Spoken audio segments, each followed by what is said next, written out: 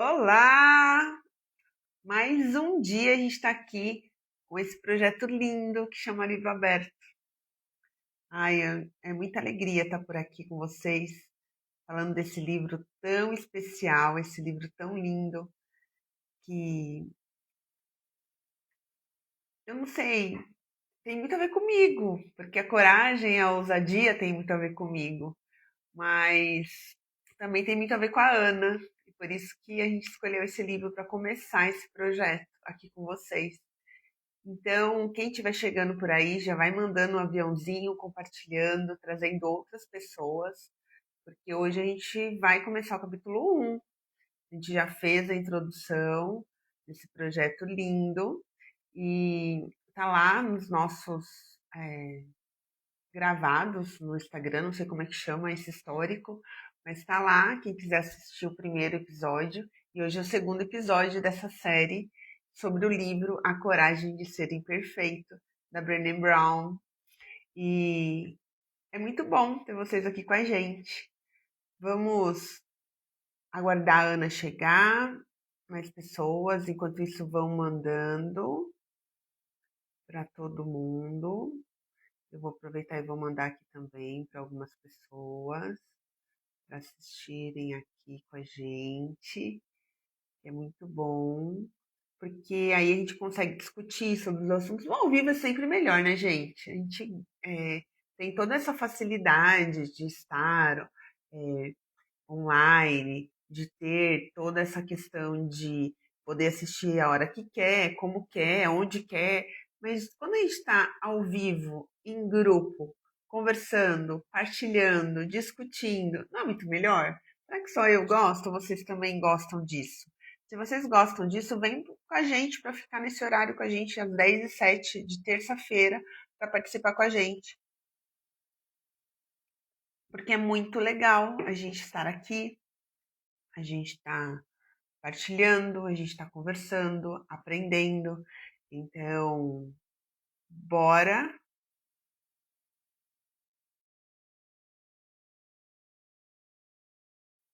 A Ana é uma linda, uma querida.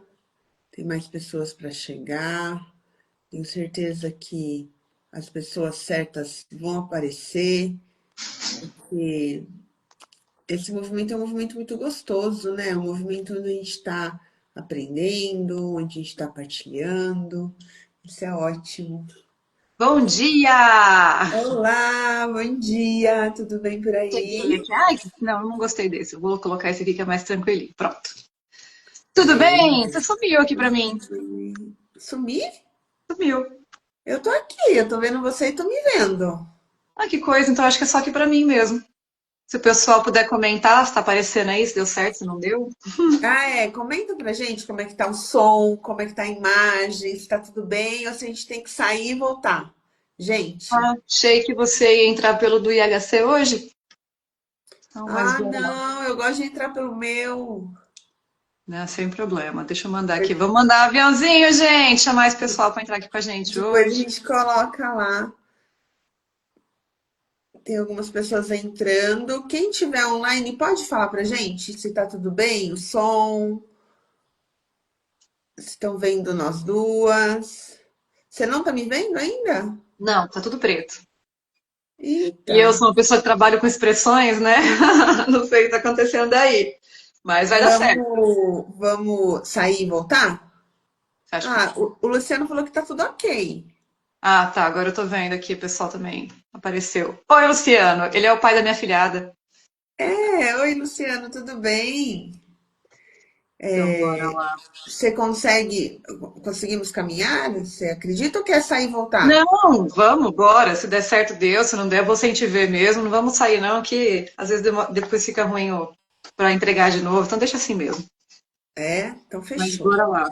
Hoje a gente vem, né? A gente já teve o primeiro dia, o primeiro episódio dessa série, o livro aberto, que é muito legal porque a gente percebeu nos nossos clientes, nossos mentorados, nossos atendidos, a necessidade de estar nesse movimento constante, né? E não só para eles, mas para nós também, né, Ana? A gente Sim, com também certeza. percebe que o quanto é importante a gente estar aqui partilhando, crescendo, estando juntos, compartilhando essas informações, mas aprendendo também, porque cada verso é um verso de aprendizagem, isso é muito bom. E aí a gente falou, meu, por que que a gente não faz um movimento onde a gente possa nós duas estarmos e conversarmos e partilharmos e também crescermos juntos com a nossa audiência? E a gente falou, perfeito, vamos nessa. E aí a gente decidiu fazer o Livro Aberto, que é esse projeto, que é um clube do livro, é como se fosse um clube do livro. A gente escolheu esse livro primeiro, que já logo de cara tem tudo a ver comigo, né? Porque já fala o que significa viver com ousadia. Quem não assistiu o primeiro episódio está lá no meu histórico. Eu não tenho certeza se está no histórico da O Ana, meu também tá. tá E no no da Ana DHC também. também. E no do IHC também. Então, bora assistir para quem não assistiu. E bora continuar hoje com a gente, que a gente vai falar do capítulo 1. A gente não gosta muito de enrolação, né, Ana? Então já vamos logo pro capítulo 1. É isso aí, até porque assim, hoje a gente precisa começar a aprofundar mais, a gente tem pouco tempo, então é importante a gente não ficar enrolando muito. Bom, para quem tá, se bem que hoje tem bastante gente vindo do meu perfil também, mas para quem tá aí de desavisado, eu vou me apresentar rapidinho para a gente poder começar. Meu nome é Ana Sabion, eu sou psicóloga clínica, tenho uma história muito bonita com esse livro, eu sou apaixonada por ele, porque ele traz para mim aquilo que eu sentia que faltava diante do olhar clínico, que era justamente a questão da vulnerabilidade, do porquê que a gente tinha tanto sofrimento em torno de ser quem a gente realmente é, e como que se entendia isso como transtornos e como problemas individuais, quando na verdade é uma questão muito pontual da sociedade, né? Que é a forma como a gente aprende através da vergonha, através do medo, e como isso separa a gente da gente e, consequentemente, dos outros também, né? Porque a gente não consegue estar inteiro em qualquer situação nenhuma se não for através da vulnerabilidade, principalmente nas nossas relações, nas relações de trabalho, nas nossas amizades, na nossa, enfim. Tudo isso aí, a vulnerabilidade vai permear tudo isso e ela é um assunto, esse é um assunto extremamente importante para a gente poder caminhar, para a gente poder fluir e para a gente poder crescer com qualidade de vida, com uma vida satisfatória e sendo, inclusive, satisfeitos com quem nós realmente somos, né? Então, bora lá. Quem vai começar lendo, eu ou você? Ou posso começar aqui? Pode começar, pode ser? Então, bora. Vamos começar hoje capítulo 1. O capítulo 1 é escassez por dentro da cultura de não ser bom o bastante. Nossa, a gente tem que deixar um alerta assim, gigantesco do quanto esse capítulo é importante. Porque a gente começa aqui trazendo essa cultura da escassez e o quanto ela coloca a gente num lugar de não ser bom o suficiente, né? Após realizar essa pesquisa durante 12 anos e observar o avanço do conceito da escassez, que passou a assolar nossas famílias, organizações e comunidades, chegou à conclusão de que já estamos cansados de sentir medo. Nós queremos viver com ousadia. Essa é a minha bandeira. Durante uma de minhas palestras, uma mulher da plateia comentou: as crianças de hoje se acham muito especiais, o que está transformando tantas pessoas em narcisistas. Sinto certa tristeza quando vejo como o termo narcisismo vem sendo usado. O Facebook é tão narcisista porque as pessoas acham que o que elas estão fazendo é tão importante. As crianças são tão narcisistas, é sempre eu. Meu chefe é narcisista demais, ele se acha melhor do que todo mundo, está sempre rebaixando os outros. E enquanto os leigos usam narcisismo como um diagnóstico que serve para tudo, desde a arrogância até o comportamento rude, os pesquisadores e profissionais ligados à saúde física e mental estão testando a elasticidade do conceito de todas as formas imagináveis. Recentemente, um grupo de pesquisadores fez uma análise em 3 décadas de canções que chegaram ao topo das paradas de sucesso.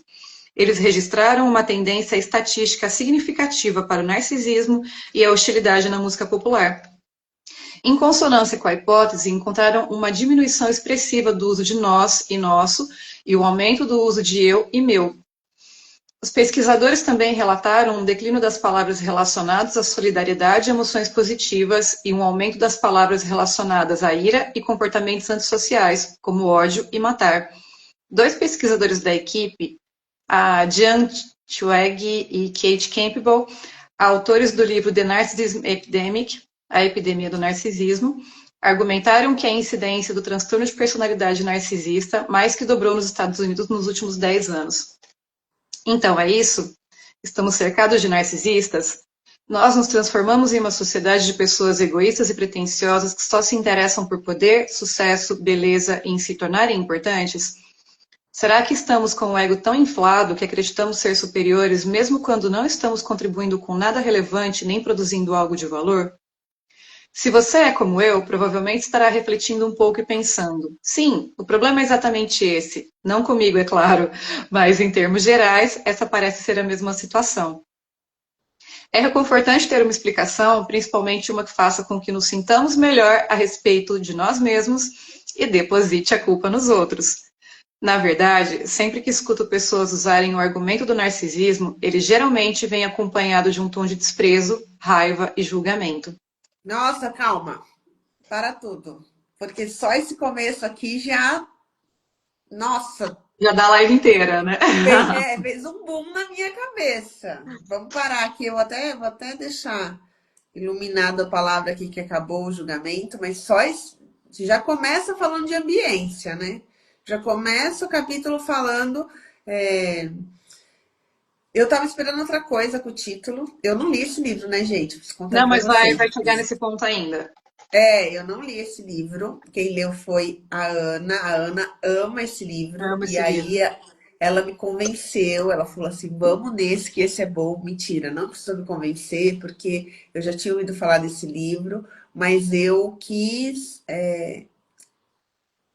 ver como vocês, né? Então, assim, do mesmo jeito que muita gente que está assistindo a gente ou que vai assistir não conhecia o livro, eu também quis ir de surpresa, assim, para ver o que eu ia sentir. Então, logo Uhum. no título, eu falei: escassez, um assunto ótimo, porque a gente está realmente numa sociedade hoje onde essa palavra está muito em voga, mas ela já começa falando sobre ambiência. Então, o que você está ouvindo? Né?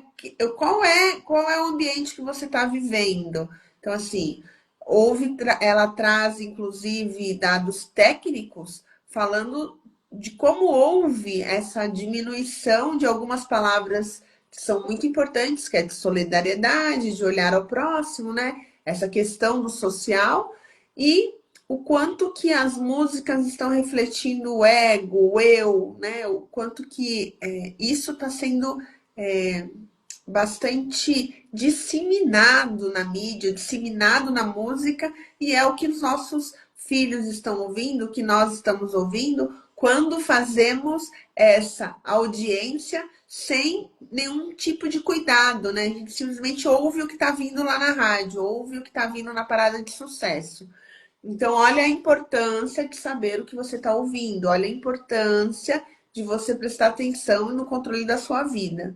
E aí, depois disso, que já para mim já ganhou o início do capítulo, vem falar sobre essa questão tão forte de narcisismo, né? Dos narcisistas, e quanto que está na moda mesmo, né? Falar que não sei quem é narcisista, que todo mundo é narcisista. Só que quando a gente está falando que o outro é narcisista, o que a gente está falando da gente? E a autorresponsabilidade? Exatamente. E, e o se olhar no espelho? E o quanto que eu estou entregando de julgamento quando eu falo que o outro é narcisista? O quanto que eu estou entregando de raiva, de desprezo, de emoções negativas quando eu só olho para o outro? Então, para mim, só esse começo aqui do livro já foi fantástico. Eu estou assim apaixonada com essas reflexões. E eu gostaria muito que todo mundo assistisse realmente esse capítulo, porque esse capítulo vai ser espetacular. E vamos embora, porque tem bastante coisa Tem aí para a gente bastante falar coisa. hoje. Não, esse capítulo ele é muito bom. Ele é muito bom. E, Essa situação, né, da gente colocar o falar do outro, julgar o outro, ele realmente traz essa sensação de uma superioridade, do tipo assim, a culpa é do outro, então eu sou melhor do que aquela pessoa. E muitas vezes a pessoa que mais julga é a pessoa que menos faz. E aí a sensação de pelo menos eu não sou como aquela pessoa traz esse conforto por a pessoa não conseguir lidar bem com aquele próprio sentimento dela ou não sentir bem em relação à própria vulnerabilidade. Então, isso aqui é uma métrica muito importante para a gente entender. Os nossos julgamentos, eles não falam sobre aquilo que a gente é ou que o outro é, mas falam sobre aquilo que a gente aprendeu a ver. Mas, enfim, vamos continuar, porque tem muita coisa aqui, né? bora, bora, tem muita coisa, muita coisa. Na verdade, Quer que eu continue um pouco? pode, se quiser continuar. Eu parei ali. Na verdade, sempre que escuto pessoas usarem o argumento do narcisismo, ele geralmente vem acompanhado de um tom de desprezo, raiva e julgamento. Isso. Você achou Nossa aí? primeira inclinação é curar os narcisistas, colocando-os em seu devido lugar. Não importa se estou falando com professores, grandes executivos ou meus vizinhos, a reação é a mesma. Esses egocêntricos têm que saber que não são especiais, que não estão com essa bola toda, que não são os reis da cocada preta e que precisam descer do salto alto. O tema do narcisismo penetrou tanto na consciência social que a maioria das pessoas o associa corretamente a um padrão de comportamento que inclui ideias de grandeza, uma necessidade gritante de admiração e falta de empatia. O que quase ninguém compreende é que todo nível de gravidade nesse diagnóstico está determinado pelo medo de humilhação. Uau, medo de humilhação. Gente, anota isso. Uhum. Anota isso que é muito importante. Então, assim, será que quando a gente percebe o narcisismo do outro, será que é porque a gente não é narcisista também? Será que quando a gente está ressoando essa questão do narcisismo, o que está lá por trás é o medo de humilhação? Anota aí que é importante essas anotações, hein? O que significa que não consertamos o narcisismo de alguém colocando a pessoa no lugar dela e lembrando-a de suas imperfeições e de sua mediocridade. A humilhação está mais para a causa desses comportamentos do que para a sua cura. Analisando o narcisismo pelas lentes da vulnerabilidade. Diagnosticar e rotular pessoas cujas batalhas são mais contextuais ou adquiridas do que genéticas ou orgânicas é com frequência bem mais prejudicial do que útil para a cura e a mudança. Catalogar o problema colocando o foco em quem as pessoas são, em vez de nas escolhas que elas estão fazendo, deixa todo mundo isento. Que pena, eu sou assim. Como acredito que devemos responsabilizar as pessoas por seus comportamentos, não estou falando aqui de culpar o sistema, mas de entender as causas para que seja possível lidar com os problemas. Então, é fantástico, né? Ela já traz aqui, a escritora, uma questão do analisar, da criticidade, então olhar o que está acontecendo, mas trazer uma solução também. Porque não Uhum. adianta nada a gente só apontar para o outro, falar, meu, você é isso, você é aquilo outro, e também não trazer algo de solução para essa relação. Costuma ser útil identificar modelos de comportamento e entender que eles podem indicar, mas isso é bem diferente de ser definido por um diagnóstico, algo que, como mostra a minha pesquisa, geralmente aumenta o medo de vergonha e impede as pessoas de procurarem ajuda. Ai, gente, só essa frase é o que você falou mesmo, né? Esse livro é espetacular. Eu tô a cada frase me apaixonando por essa autora, porque a cada frase tem algo muito importante, significativo. Essa frase mesmo. A questão é que muitas pessoas que começam a julgar os outros também têm medo, né, do julgamento. E também sentem a questão da vergonha, como lidar com todas essas situações. Nossa, o quanto é importante a gente disseminar a necessidade das pessoas procurarem ajuda. O quanto existe problemas sociais, o quanto que a gente encontra esses desafios, porque as pessoas elas não querem olhar para si mesmas, não querem realmente, né, olhar para o que está incomodando, o que eu preciso melhorar, o que eu preciso melhorar na minha vida, na minha conjuntura, ao invés de ficar olhando para o outro, né? Uhum. Pega aí, Ana. Sim. Continua. Precisamos compreender essas tendências e influências comportamentais, mas considero mais proveitoso e até mais transformador em muitos casos examinar os modelos de comportamento pelas lentes da vulnerabilidade. Por exemplo, quando analiso o narcisismo sob esse ponto de vista, Enxergo o medo da humilhação de ser alguém comum. Identifico o receio de nunca se sentir bom o bastante para ser notado, amado, aceito ou para perseguir um objetivo. Algumas vezes, o simples ato de humanizar problemas lança uma luz importante sobre eles, luz que muitas vezes se apaga no minuto em que o rótulo estigmatizante lhe é lançado. Por Uau! isso que é tão importante a questão da relação de terapia em grupo, por exemplo, ou de grupos que se formam em torno de algum tema. Porque o fato de perceber que aquele problema que você vive não é vivido apenas por você, humaniza. Faz com que a pessoa tenha mais empatia pela própria dor, pela própria limitação, pela própria questão. Por isso que estar aqui lendo um livro sobre vulnerabilidade em plena terça-feira de manhã é tão significativo. Porque essa é uma questão comigo, essa é uma questão com a Marcela, essa é uma questão com todo mundo que está assistindo, quem vai assistir depois. Todos nós temos nossos pontos em que a gente se sente vulnerável e tem medo dessa humilhação. Tem medo de ser comum, tem medo de ser insuficiente, tem medo de tantas coisas, né? Então, trazer isso para cá é importante, mas também trazer isso para cá e cuidar, e não tornar isso humilhante mais uma vez, e não colocar medo ou culpa em cima disso mais uma vez. Esse movimento, ele faz toda a diferença. Essa nova definição de narcisismo traz muita clareza e ilumina tanto a fonte do problema quanto suas possíveis soluções. Consigo ver com nitidez como e por que cada vez mais pessoas se esforçam para tentar acreditar que são suficientemente boas. Percebo uma mensagem subliminar por todos os lugares dizendo que uma vida comum é uma vida sem sentido. E noto como as crianças que crescem no ambiente de reality shows, culto à celebridade e mídia social sem controle podem absorver essa mensagem e desenvolver uma visão de mundo completamente distorcida. O meu valor é dado pela quantidade de pessoas que curtem minhas postagens no Facebook ou no Instagram. Uau! Nossa, ontem eu estava acompanhando uma live de uns colegas e o final estavam falando sobre várias coisas. Essa live era sobre o livro que a gente escreveu, o último livro que eu escrevi, um capítulo também chamado Lucro Rosa 3. Quem não viu ainda, corre lá, tem em várias livrarias já o livro. E Passa o qual link que pra gente foi? depois. Hã? Passa o link depois. A gente Vou deixa nos passar o link stories. depois, o livro Lucro Rosa 3, que é um projeto incrível também de mulheres que tiveram as vidas transformadas, inclusive eu, que escrevi o capítulo 15.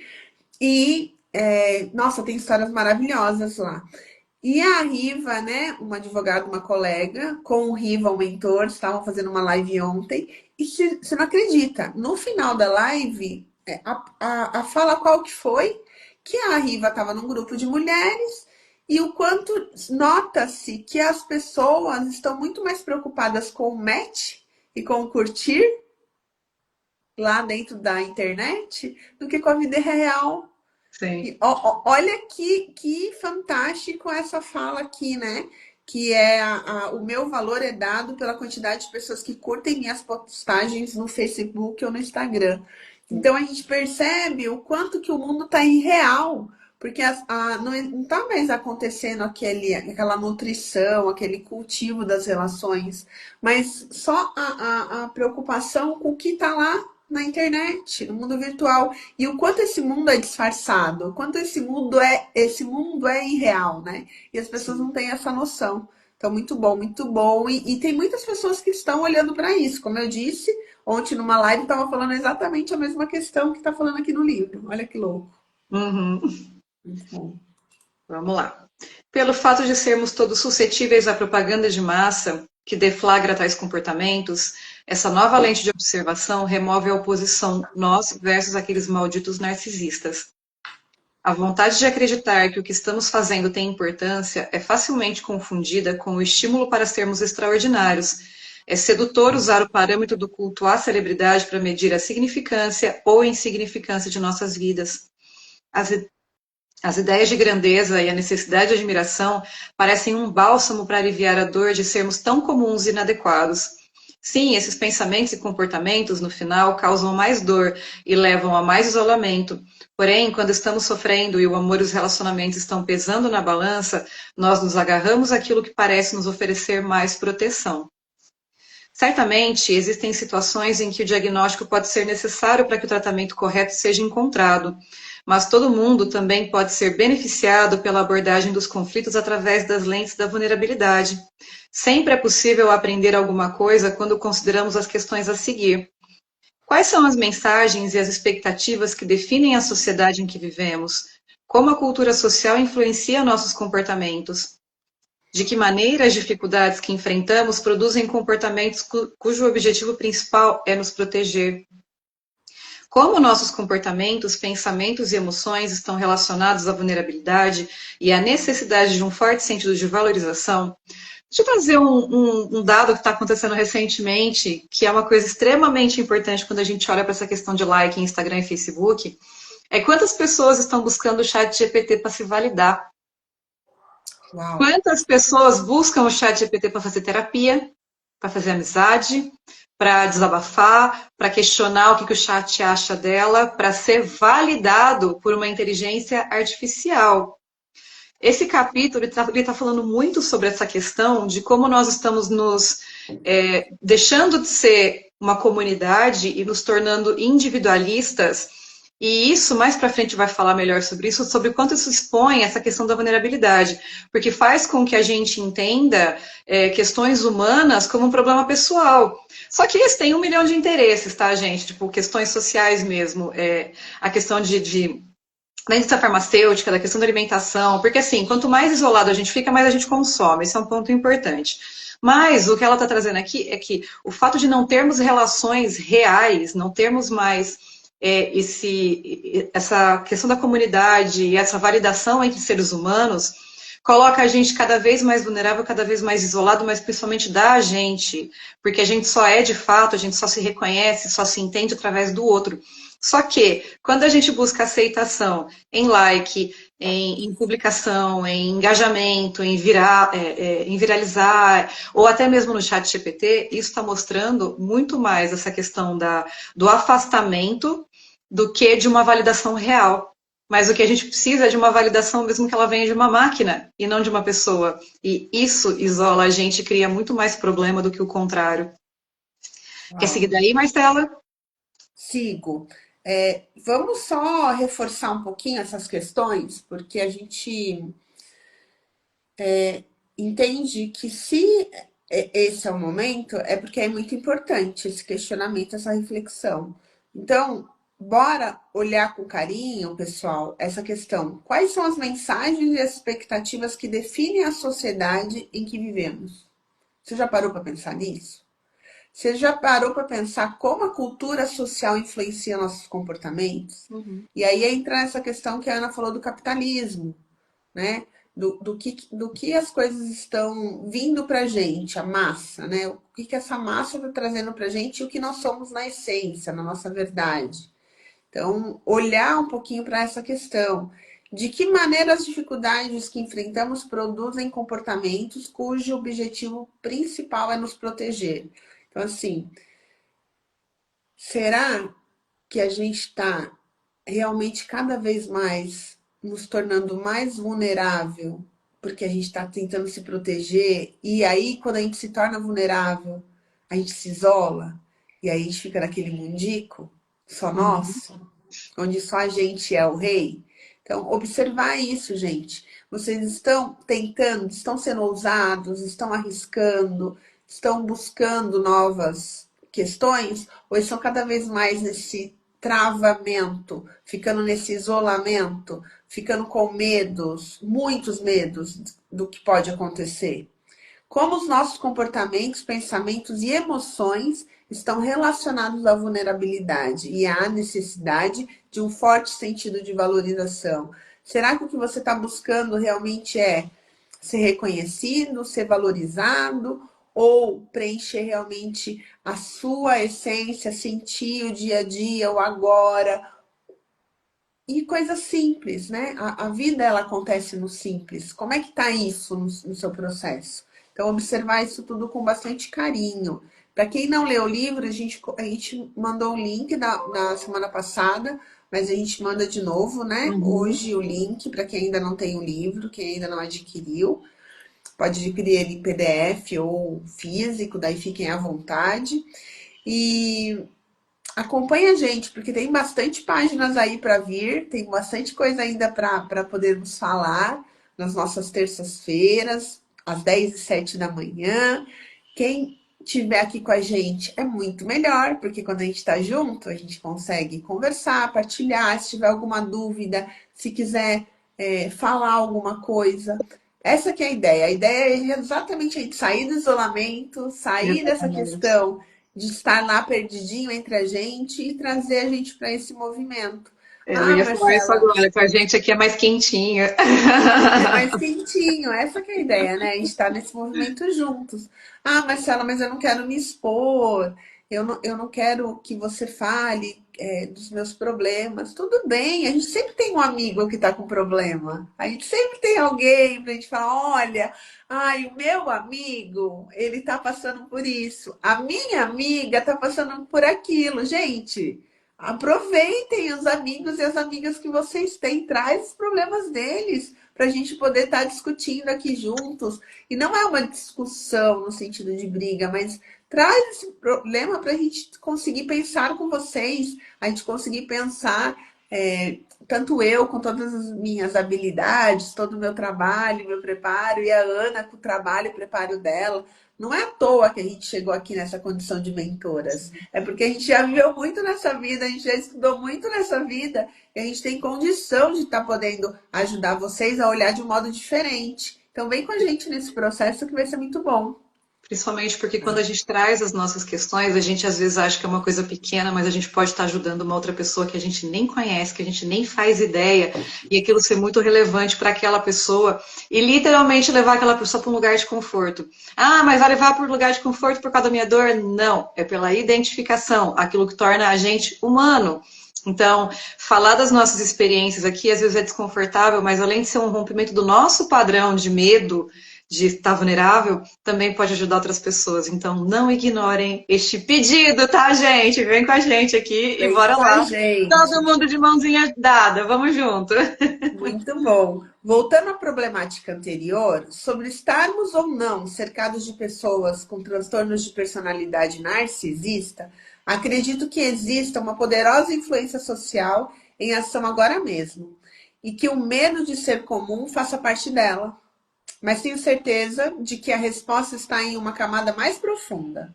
Para encontrar a fonte, devemos passar longe da linguagem abusiva e estigmatizante.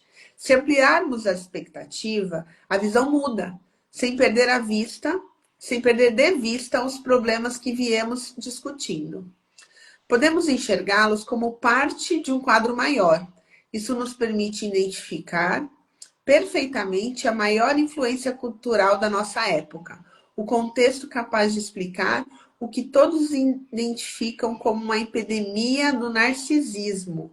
Além disso, ele também proporciona uma visão panorâmica das ideologias, dos comportamentos e dos sentimentos que estão transformando lentamente quem nós somos e a maneira como vivemos. Nos relacionamos, trabalhamos, lideramos, cuidamos dos filhos, governamos, ensinamos e nos conectamos uns com os outros. Esse contexto a que me refiro é a nossa cultura de escassez. Uau! Escassez, o problema de nunca ser bom o bastante. Um Agora, começa. Agora começa. E aí é muito interessante, porque quando a gente ouve a palavra escassez, a gente pensa em dinheiro, Uhum. automaticamente. Não tem jeito. Pensou em escassez, a gente pensa em dinheiro. Só que, na verdade, a escassez não está relacionada a dinheiro, mas está relacionada à mediocridade, está relacionada ao ter pouco, ao estar com esse medo, com essa vergonha, com emoções negativas em torno da gente e a gente vivendo de uma forma pequena. E Isso tem a aqui, ver com escassez, né? e aqui tá trazendo a escassez de ser, não ser o suficiente, não ser bom o bastante, não ser. E numa cultura uma cultura social em que a gente vive sobre o ser ele fica deficiente, só que ele fica camuflado pelo ter ou pelo fazer. Então isso aqui é muito significativo e é muito interessante essa perspectiva que ela traz da gente entender a escassez sobre a gente, sobre a nossa percepção de nós. a nossa percepção da nossa vulnerabilidade e não o contrário. Mas bora lá, vamos continuar, que você tá muito bom. Bora! Um aspecto crucial do meu trabalho é encontrar uma linguagem que expresse com precisão os dados obtidos e também seja profundamente compreendida pelos participantes da pesquisa.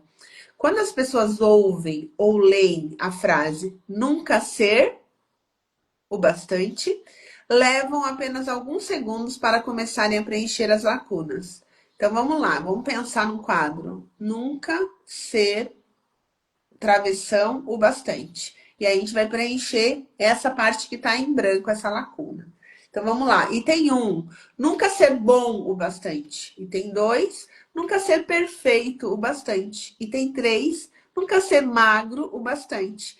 Item 4, nunca ser poderoso o bastante. Item 5, nunca ser bem-sucedido o bastante. Item 6, nunca ser inteligente o bastante. 7, nunca ser correto o bastante. 8, nunca ser seguro o bastante. 9, nunca ser extraordinário o bastante. Uma de minhas autoras favoritas sobre escassez é Line Twist. E aí vocês me perdoem se o meu inglês estiver incorreto. Ativista global e arrecadadora de fundos sociais. Em seu livro The Soul of Money, A Alma do Dinheiro, ela se refere à escassez como a grande mentira. Line escreve: para mim e para muitos de nós, o primeiro pensamento do dia, ainda na cama, é: não dormi o suficiente. O seguinte é: não tenho tempo suficiente. Esse pensamento de não suficiência vem a nós automaticamente, antes mesmo de podermos nos dar conta de sua presença ou examiná-lo.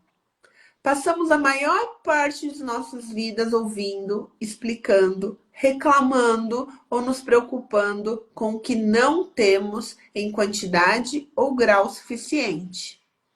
Antes de nos sentarmos na cama, antes de nossos pés tocarem o chão, já nos sentimos inadequados. Gente, que forte isso. Já ficamos para trás, já perdemos, já damos falta de alguma coisa. E quando voltamos para a cama à noite, nossa mente recita uma ladainha de coisas que não conseguimos ou não fizemos naquele dia. Vamos dormir com o peso desses pensamentos e despertamos para lamentar mais faltas. Essa situação interna de escassez, essa tendência mental à escassez, habita no âmago do ciúme, da cobiça, do preconceito e de nossas interações com a vida. Uau! Que Forte, frase, né? né? Fortíssimo. Muito forte, muito forte. A escassez, portanto, é o problema de nunca ser ou ter o bastante. Ela triunfa em uma sociedade onde todos estão hiperconscientes da falta. Tudo, de segurança e amor até dinheiro e recursos, passa por uma sensação de inadequação ou falta. Gastamos uma enormidade de tempo calculando quanto temos, não temos, queremos ou poderemos ter, e quanto todos os outros têm, precisam e querem ter. O que torna essa avaliação constante tão desoladora é que quase sempre comparamos nossa vida, nosso casamento, nossa família e nosso trabalho com a visão de perfeição inatingível propagada pela mídia, ou então comparamos nossa realidade com a visão ficcional de quanto alguém próximo de nós já conquistou. A nostalgia do passado também é uma forma perigosa de comparação. Repare com que frequência você compara a sua vida atual com uma lembrança de bem-estar que a nostalgia editou em sua mente, mas que nunca existiu de verdade. Lembra-se de quando? Ah, bons tempos. E aí aqui eu vou abrir um parêntese gigante, porque essa questão de ficar no passado, de ficar na nostalgia, pessoal, isso é muito grave. Então, assim, prestem atenção se isso está acontecendo com vocês, porque com o tempo, no começo pode até ser legal, ai, nossa, tô tendo uma lembrança lá do passado. Mas quando isso vira rotineiro, as nossas sinapses neurais começam a olhar para o passado. Uhum, E aí essa constância, essa disciplina em olhar no passado vai fazendo com exatamente. que a nossa mente vai desligando. E aí as nossas sinapses vão desligando. E aí o que vai acontecer no futuro? Alzheimer. Vai acontecer um desligamento aí mental. Então, cuidado com isso. Tem muitas pessoas que já têm tendência a ter Alzheimer, já tem depressão no seu histórico.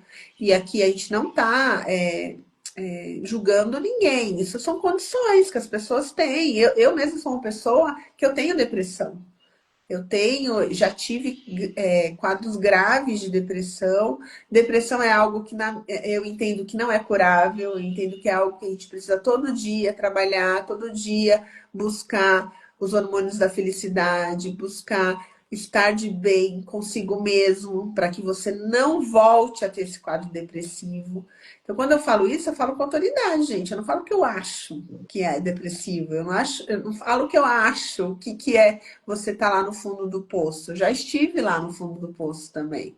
Então, olhem para esse lugar. O quanto que você pode estar buscando algo no passado, algo que está lá e que isso está te fazendo, te trazendo um certo conforto. Se preocupem com isso, porque esse é um sinal. E os sinais eles precisam ser olhados, né, Ana? Com certeza. A gente não pode ignorar o que está acontecendo ali, até para que isso não seja, não se torne ou não seja um problema da qual você não está olhando. Porque algumas pessoas têm isso como uma verdade tão absoluta ou como uma coisa tão natural que não questionam. Então, questionar os teus comportamentos pode te ajudar a realmente modificar isso para que isso se torne melhor na sua vida.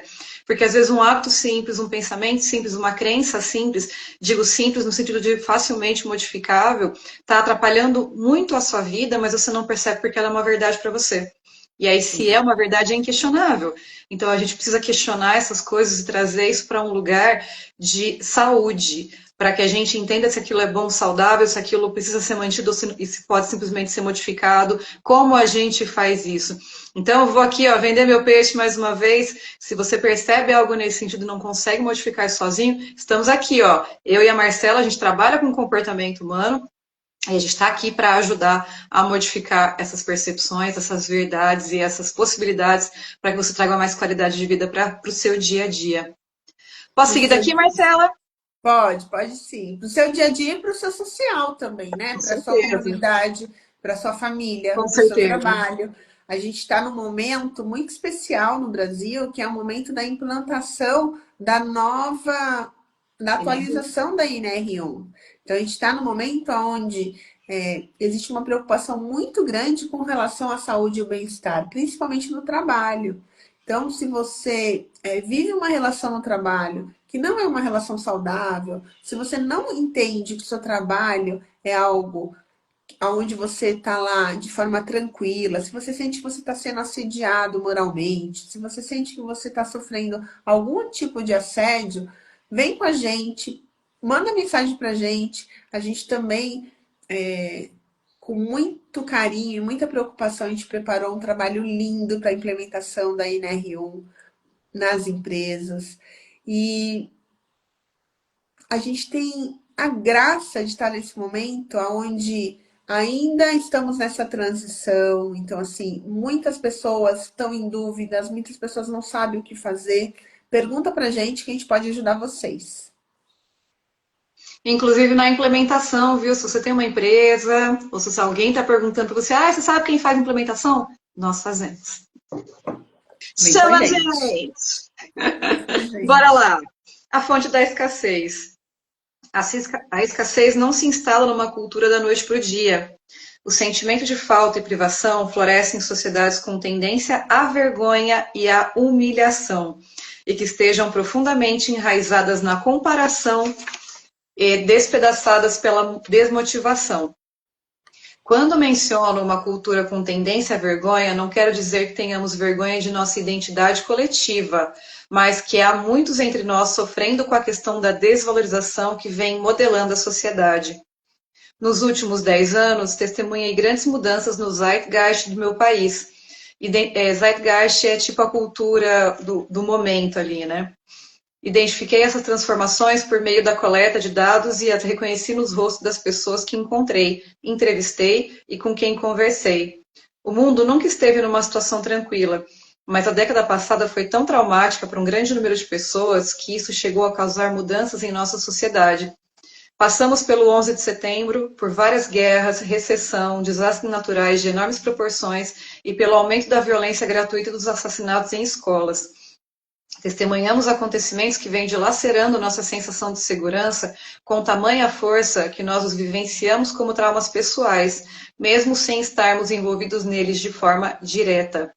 Deixa eu E só abrir um parêntese aqui, que é muito importante. A epigenética é um estudo moderno que está acontecendo exatamente com relação ao quanto esses fatos traumáticos, essas questões de guerra, recessão, desastres, podem estar alterando o nosso sistema e a gente está herdando isso de quem passou, dos nossos ancestrais, e também entregando isso para os nossos descendentes. Isso vai muito. É muito legal esse assunto da epigenética, eu estudo isso, porque eu sou consteladora familiar, consteladora sistêmica. Então, a constelação, a base da constelação é isso: essa entrega emocional que a gente recebe dos nossos ancestrais, o que vem de lá, o que está com a gente, que a gente nem sabe que está lá dentro do nosso inconsciente, e o que a gente está entregando ou deixando de entregar para a nossa descendência. Então, eu quis abrir esse parêntese, porque essa frase tem tudo a ver com isso. O quanto essas questões da geração, né, do que foi traumático na década passada pode estar emergindo os nossos filhos, na nossa descendência e na nossa existência como um todo, né, social. Isso é muito, muito forte. Desculpa aí. sem problema, vamos lá. E quando se trata do número impressionante de desempregados e subempregados em diversas partes do mundo, é como se todos tivéssemos sido diretamente afetados ou fôssemos próximos de alguém que passou ou esteja passando por isso. A preocupação com a escassez é a aversão da nossa cultura para o estresse pós-traumático. Ela surge depois que estivemos no limite por muito tempo e, em vez de nos unirmos para resolver o problema, o que requer vulnerabilidade, ficamos zangados e assustados. Não é apenas a sociedade mais ampla que está sofrendo. Encontrei as mesmas dinâmicas de isolamento e raiva nas microsociedades da família, do trabalho, da escola e da comunidade. E todas elas compartilham a mesma fórmula de vergonha, comparação e desmotivação. A escassez encontra terreno fértil nessas condições e as perpetua, até que uma massa crítica de pessoas começa a fazer escolhas diferentes e a remodelar os contextos menores a que pertencem. O modo de pensar sobre os três componentes da fórmula da escassez e a maneira como eles influenciam a sociedade é refletir sobre as questões a seguir. Enquanto estiver lendo as perguntas, tenha em mente todos os ambientes ou sistemas sociais dos quais você faz parte, seja em sala de aula, em família, na comunidade ou talvez em sua própria equipe de trabalho. Uau! Vergonha!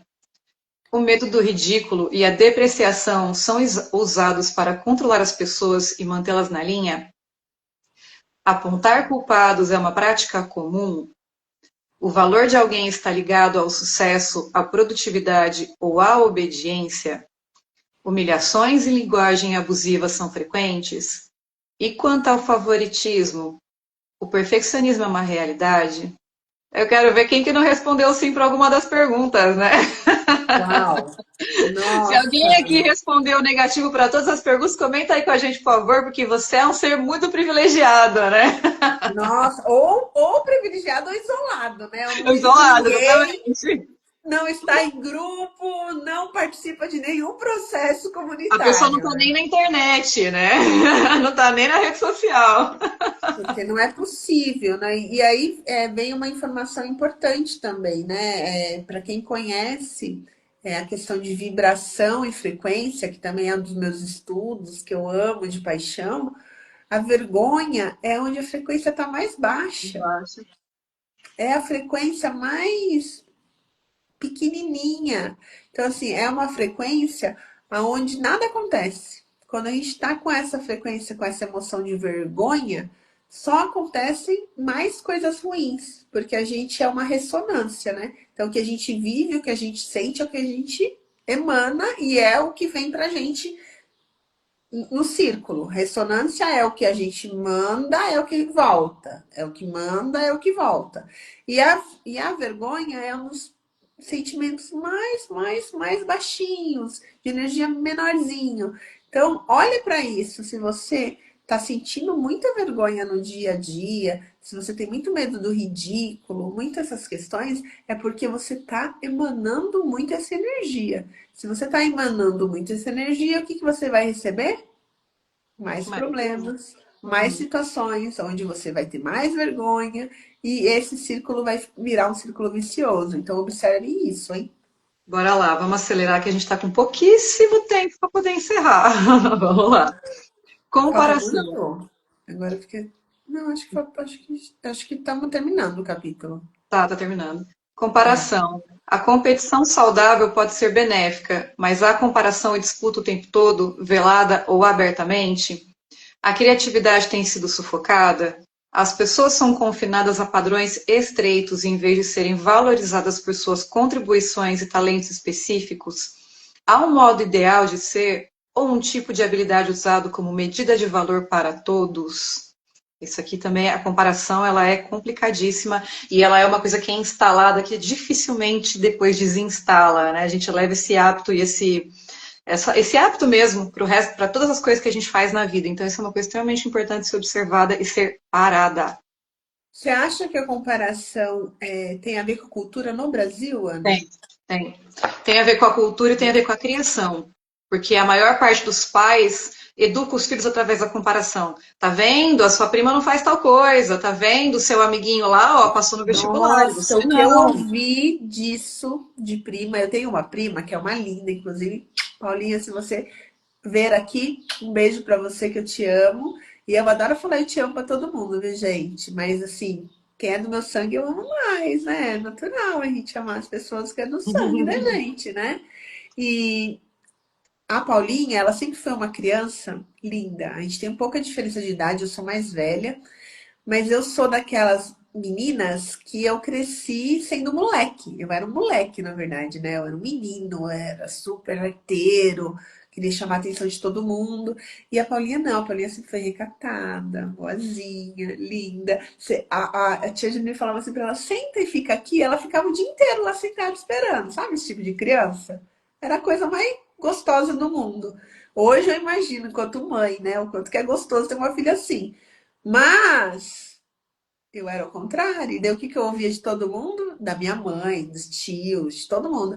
Ai, você tem que ser igual a Paulinha. Ai, você tem que ser igual a Paulinha. Ai, você tem que ser igual a Paulinha. Nossa, como eu ouvi isso, gente. E é Uhum. muito ruim, porque você não consegue ser igual ao outro. Porque você tem as suas questões, né? E você tá naquele processo de aprendizagem, e aí fica lá o outro falando, você tem que ser igual ao outro. E eu fico imaginando, coitada, também, o que que ela não deve ter ouvido para ela ser igual a alguém também. É Mas o você que a sabe gente qual tá é o grande falando. problema desse tipo de comportamento? Porque a intenção do pai, da mãe ou de qualquer pessoa é educar, falar, olha, faça o mesmo que aquela pessoa faz. Só que a criança, ela nem sempre aprende dessa forma e às vezes ela não tem condição de aprender aquilo que a outra pessoa faz. Ao invés de ensinar, você cria um padrão inatingível. Porque você está falando para a pessoa aprender sozinha que você não sabe o que ela faz, como que ela é, como que ela lida com aquilo, o que, que ela sente, o que, que ela pensa. O ideal sempre é para a criança que a gente ensine. Eu quero que você faça isso. Então, ó, você faz isso, isso, isso, dessa forma, dessa forma, dessa forma. A comparação, além de tudo, faz a criança se sentir totalmente incompetente. Então, é uma coisa que não tem nenhum fundamento e que não traz nada de produtivo, nada de bom, nada de útil, muito pelo contrário. Mas quem faz isso também foi educado dessa forma, então isso é muito complicado. Mas bora correr, que a gente está super atrasada. Mas a gente pode quebrar esses ciclos, isso que é importante. É importante destacar aqui o seguinte: clareza, consciência traz o quê? A necessidade da solução, que é uma coisa que foi falado no início do capítulo, para a gente poder quebrar os ciclos que estão acontecendo de repetições e ter uma nova história daqui para frente. Então, bora. Bora. Desmotivação. As pessoas estão com medo de correr riscos ou tentar coisas novas? É mais fácil ficar quieto do que compartilhar ideias, histórias e experiências? A impressão geral é de que ninguém está realmente prestando atenção ou escutando. Todos estão se esforçando para serem vistos e ouvidos. Então, aqui a questão da motivação ela está muito relacionada com a validação, com o fato de as pessoas estarem realmente presentes e as pessoas terem esse espaço para poder ser quem elas são, ser ouvidas, serem sentidas, terem a presença das outras pessoas, que a gente está também agora, ainda mais com o celular e tudo mais, está cada vez mais escasso, né? Sim. Quando vejo essas perguntas e penso sobre a nossa macro-sociedade, a mídia e o panorama social, econômico e político, minhas respostas são sim, sim e sim. Quando penso na minha família, sei que essas são as questões exatas que meu marido e eu tentamos superar todos os dias. Uso a palavra superar porque desenvolver um relacionamento, criar uma família, implantar uma cultura organizacional, administrar uma escola, promover uma comunidade religiosa de um jeito que seja fundamentalmente oposto às normas sociais governadas pela escassez, exige consciência, compromisso e muito trabalho todos os dias. A macro-sociedade está sempre exercendo pressão sobre nós e, a não ser que tenhamos vontade de recuar e decidir lutar pelo que acreditamos, o estado permanente de escassez se torna o modus operandi. Somos convocados a viver com ousadia cada vez que fazemos escolhas que desafiam o ambiente social de escassez. O oposto de viver em escassez não é cultivar o excesso. Na verdade, excesso e escassez são dois lados da mesma moeda. O oposto da escassez é o suficiente, ou o que eu chamo de plenitude. Em sua essência, é a vulnerabilidade. Enfrentar a incerteza, a exposição e os riscos emocionais, sabendo que eu sou o bastante. Se você retornar aos 3 blocos de perguntas sobre escassez e se perguntar se desejaria ficar vulnerável em algum contexto definido por aqueles valores, a resposta para a maioria de nós é um sonoro não. Se você perguntar se essas condições o levam a desenvolver o amor próprio e a autovalorização, a resposta, obviamente, é não, mais uma vez. Os elementos mais raros em uma sociedade da escassez são a disposição para assumir nossa vulnerabilidade e a capacidade de abraçar o mundo a partir da autovalorização e do merecimento. E aqui eu vou fazer um acréscimo meu, a responsabilidade. É muito difícil alguém que vive nessas condições se amar, se valorizar e assumir, consequentemente, responsabilidade, porque aí fica muito mais mais fácil e até mesmo automático culpar o outro, porque afinal de contas, eu não tenho valor, você não tem valor, ninguém tem valor, então dane-se, porque eu vou assumir responsabilidade pela minha vida, pelo que está acontecendo aqui, pelas minhas relações, por qualquer situação, se está todo mundo no mesmo barco. Após realizar essa pesquisa durante 12 anos e observar o avanço do conceito da escassez, que passou a assolar nossas famílias, organizações e comunidades, chego à conclusão de que já estamos cansados de sentir medo. Todos queremos ser corajosos. Nós queremos viver com ousadia. Estamos fartos do discurso geral que insiste em perguntar constantemente: o que devemos temer? Ou a quem devemos culpar?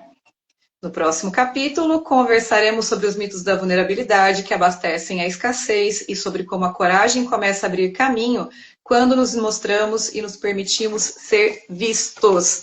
Então, a gente já fica com o gostinho da próxima semana. Que delícia! Muito Gente, bom. muito obrigada pela presença de todos vocês aqui. Esse capítulo é simplesmente maravilhoso, mas a gente está só começando. E, ó, ai, que delícia que estejam com a gente. Aí vocês estão na gravação, manda pra galera aí, porque esse assunto é extremamente necessário. E a gente segue juntos nas próximas semanas, falando mais sobre vulnerabilidade, sobre a importância de ser quem nós realmente somos e sobre a ousadia de ser quem nós realmente somos. Pensem bastante sobre essa questão da escassez e a escassez do ser. O quanto que essa escassez pode estar te corrompendo aí na sua vida, na vida social que você está vivendo, na sua comunidade, o quanto que a escassez pode estar te deixando nesse isolamento. Então pensa bastante sobre isso. Quem quiser pode mandar mensagem para a gente, né, Ana, no direct.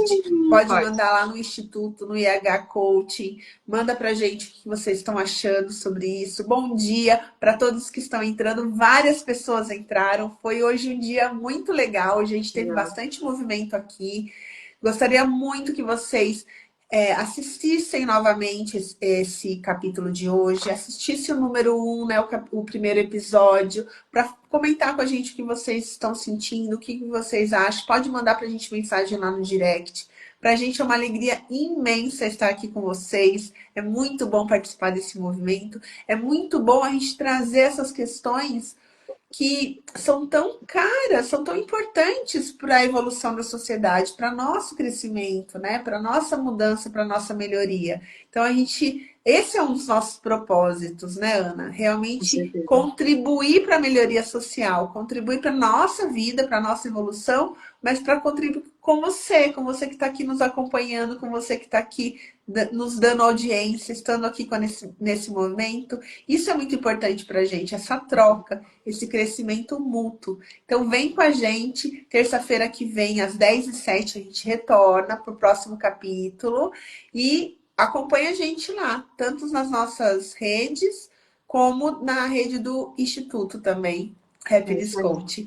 Gente, quem tirou um aprendizado, quem tirou uma coisa importante aqui da live hoje, deixa lá no story de vocês, marca a gente, coloca lá o que você entendeu, o que você percebeu, o que foi transformador para você. Coloca lá no story, marca a gente, afinal de contas, a gente vive numa sociedade que se mantém por likes, né? Então a gente também precisa disso. É verdade. O focar nisso, que isso está acontecendo, é muito real. Então, nos ajude, porque quando a gente consegue pulverizar informações boas, a gente consegue diluir as ruins. Então, pense o seguinte: se vocês estiverem contribuindo, compartilhando esse conteúdo que é de tanto valor com as pessoas vão deixar de olhar para os problemas, para os medos, para as angústias, para elas entenderem que elas são pessoas, que elas têm luz, que elas têm sombra e que dá para melhorar. Então, ajuda a gente nesse processo de consciência, de clareza e de melhoria social. Compartilha, a gente vai deixar gravado esse episódio de hoje também e manda para todo mundo. É isso. Um beijo e até semana que Beijos! vem. Tchau, tchau! Tchau, Até semana que tchau. vem!